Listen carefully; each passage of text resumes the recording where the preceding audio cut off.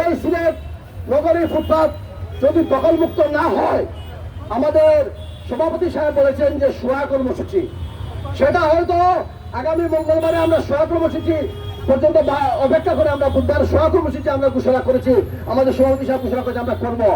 কিন্তু যদি তারপরে দাবি না হয়, আমরা কঠোর থেকে কঠোরতর আন্দোলন করতে বাধ্য হব, আমরা সিটি কর্পোরেশন ঘেরাও করতে বাধ্য হব, আমরা এই ডিসি অফিস ঘেরাও করতে বাধ্য হব।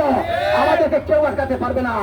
আপনারা যদি মনে করেন এখানে 100 জন লোক আছে, 100 জন না, এখানে সিলেটের 1 কোটি জনগণ আছে, এখানে সারা বাংলাদেশের কোটি কোটি জনগণ আমাদের সাথে আছে। আপনারা জুলাই বিপ্লবকে ভুলে গেছেন। জুলাই বিপ্লবে কয়জন ছিল, নেতৃত্ব কয়জন দিয়েছিল, কিন্তু কি হয়েছে জুলাই বিপ্লবে যে ঘটনা আপনারা সচক্ষে দেখেছেন, বেশি দিন হয় না, 1 বছর হয়েছে। বিগত 17 বছরের সরকার পালাতে বাধ্য হয়েছে জুলাই বিপ্লবের কারণে। তারা আন্দোলন করেছে, তারা সাধারণ মানুষ আন্দোলন করেছে, ছাত্র জনতা আন্দোলন করেছে। সেই আন্দোলনের ফলে সরকার পালাতে বাধ্য হয়েছে। বড় বড় কথা যারা বলতো, তারা বলতো দেশ সিঙ্গাপুর হয়ে গেছে, দেশ মালয়েশিয়া হয়ে গেছে। তারা আজ কোথায় কোথায় তারা আজ? যারা বড় বড় দুর্নীতিবাজ লাগু করলে আজ জেলে জেলে কেউ কেউ পালিয়ে গেছে, কেন গেছে? এই গণ আন্দোলনের মুখে, জুলাই বিপ্লবের মুখে। এই জুলাই আন্দোলন এদেশের দুর্নীতির বিরুদ্ধে আন্দোলন। জুলাইয়ে যে আন্দোলন হয়েছে, দুর্নীতির বিরুদ্ধে হয়েছে, চাঁদাবাজির বিরুদ্ধে হয়েছে, ঘুষখোর দুর্নীতিবাজদের বিরুদ্ধে হয়েছে আন্দোলন। আর জুলাই মাসে আমরা আজকে 16 জুলাই, যেটা জাতীয় রাষ্ট্রীয় শোক হিসেবে পালন করা হচ্ছে 16 জুলাইকে, এই 16 জুলাইয়ে আমরা শোকাহত। কিন্তু আরো শোকাহত আমরা এই কারণে যে আমাদের দাবি যেটা হচ্ছে ফুটপাত দখলমুক্ত করার জন্য, সেই দাবি বাস্তবায়ন হয় নাই বলে আমরা আরো শোকাহত। আমরা এই জুলাই মাসে ঘোষণা করছি, এই জুলাই বিপ্লবে ঘোষণা করছি। জুলাই বিপ্লব হয়েছিল গত বছর 2024-এ, 2025-এর জুলাই মাসে ঘোষণা করছি, যদি আপনারা ফুটপাত না করবেন, ফুটপাতকে রাস্তার দখলমুক্ত না করবেন, আমরা আরেকটা জুলাই অভ্যুত্থান করে তুলবো ইনশাআল্লাহ। আমরা সিলেটবাসীকে নিয়ে জুলাই অভ্যুত্থান করে তুলবো। এই সিলেট বাংলাদেশের অর্থনীতির প্রধান হাতিয়ার। এই সিলেটের অর্থনীতিতে সারা বাংলাদেশ চলে। এই সিলেটে মানুষের টাকায় সরকারি কর্মকর্তারা বেতন পাচ্ছেন। আমি বলবো এই সিলেটকে অবহেলা করবেন না, দয়া করে।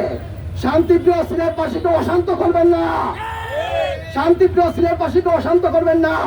সিলেটবাসীরা যদি জেগে উঠে পালাবার পথ পাবেন না। সিলেটবাসীরা অতীতে আন্দোলন করে দেখিয়ে দিয়েছে সিলেটের আন্দোলন কিরকম। সিলেটের মানুষ আন্দোলন জানে, কিন্তু সিলেটের মানুষ শান্তিপ্রিয়। যদি একবার অশান্ত হয়ে যায়, কারো কারো চাকরিও থাকবে না। কারো সিলেটের মানুষ যদি অশান্ত হয়ে যায়, সরকার টিকতে পারে না। আর আপনারা তো প্রশাসন, সুতরাং বুঝে শুনে চলবেন, বুঝে শুনে আপনারা পাড়া দেবেন। আপনাদেরকে আমি সতর্ক করে দিচ্ছি, আপনাদেরকে আমি সিলেট কল্যাণ সংস্থার একজন সদস্য হিসেবে, সিলেট যুব কল্যাণ সংস্থার সদস্য হিসেবে আমি সতর্ক করে দিচ্ছি, আপনারা সাবধান হয়ে যান। ফুটপাত 1 সপ্তাহের ভিতরে যেন ফুটপাত দখলমুক্ত হয়ে যায়, না হলে এইসব কুলাঙ্গার, এইসব নরপশুদেরকে, এইসব দেশদ্রোহীদের বিরুদ্ধে কঠোর থেকে কঠোর আন্দোলন আমরা করে তুলব। এই সিলেট বিদ্বেষী যারা আছে তাদের বিরুদ্ধে আমরা স্বহস্তে, আমরা সশরীরে আমরা মাঠে নেমে যাব। আমরা সহ কর্মসূচি দেবো, তারপরে আমরা আরো বড় ধরনের কর্মসূচি হাতে নেব। সুতরাং আপনারা বাঘের লেজ দিয়ে আপনারা খেলা করবেন না, আপনারা সাপের লেজ দিয়ে কান খুঁজে না।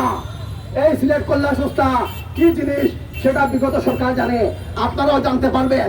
এই সিলেট কল্যাণ সংস্থার আন্দোলন কি, সিলেট কল্যাণ সংস্থা কারো কাছে মাথা নত করে না, কারো কাছ থেকে টাকা খায় না, কারো কাছে বিক্রি হয় না। ওরা নিঃস্বার্থ আন্দোলন করে প্যাকেটের টাকা খরচ করে এখানে এসেছি, কারো ভয় করার জন্য নয়। প্যাকেটের টাকা নিজের পয়সা খরচ করে আমরা এখানে এসেছি, আমরা আন্দোলন করি। সুতরাং কথা বলার অনেক আছে, কথা বলবো, আগামীতে কথা বলবো। আপনাদেরকে বলছি, পুলিশ ভাইদেরকে বলছি, আপনারা এখন জনগণের বন্ধু। 24-এর পর থেকে আপনারা তা প্রমাণ করছেন। আমরা আরো চাই আপনারা প্রমাণ করেন যে জনগণের বন্ধু হিসেবে আপনারা আমাদের সুখে থাকেন, আপনারা কাজ করেন। আমরা আপনাদেরকে ভালোবাসি, আপনারা জনগণের সেবক। সুতরাং আপনারা ভালোভাবে কাজ করেন।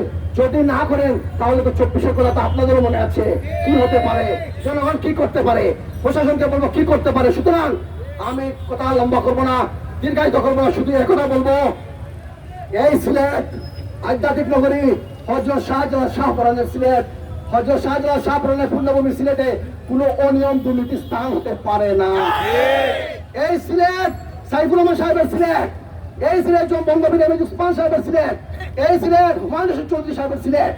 এই সিলেটে কাল্টি বাড়ি চলতে পারবে না, টাঙাই পাড়াই চলতে পারবে না। এই সিলেট যেন সত্যভাবে চলে, এই সিলেটের মানুষ যেন সুন্দরভাবে বাস করতে পারে, ফুটপাত যেন দখলমুক্ত হয়, হকারদের জন্য পুনর্বাসন হয়, সেই আশাবাদ ব্যক্ত করে সবাইকে ফুটপাত দখলমুক্ত করার উদাত্ত আহ্বান জানিয়ে আমি আমার সংক্ষিপ্ত বক্তব্য শেষ করছি। ধন্যবাদ। বাংলাদেশ সিলেট কল্যাণ সত্তা জয় হোক।